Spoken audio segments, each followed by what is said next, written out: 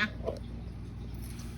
Ano to, joint statement ng namin mag-asawa. So I will read partial and then my husband will also read the other half of the sworn statement. Ibulgar mo So, na lahat ang mga Kami si kongregista. Pacifico F. Discaya II and Cesara Rowena Discaya, mag-asawang nasa tamang edad, parehong Pilipino. Number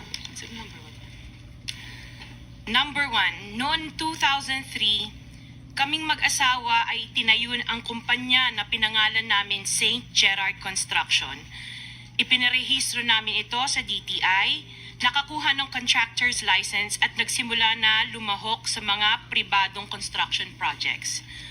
Number 2, kinalaunan nagsimula na rin kami na lumahok sa mga government projects. Natuklasan namin na hindi naging madali ang trabaho sa mga government projects.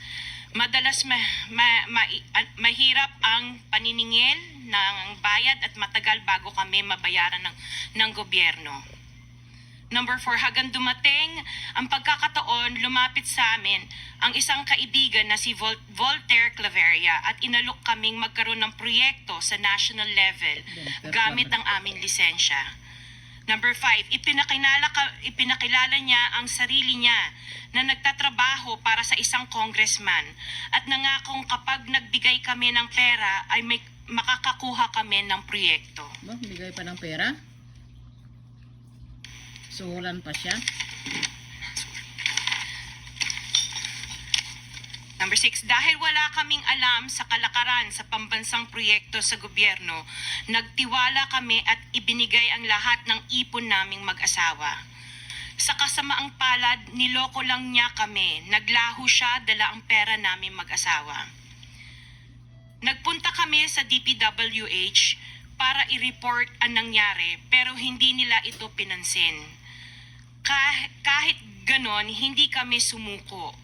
Gusto ko pa rin gawin ng tama ang negosyo, kaya patuloy kaming sumasali sa mga biddings sa gobyerno.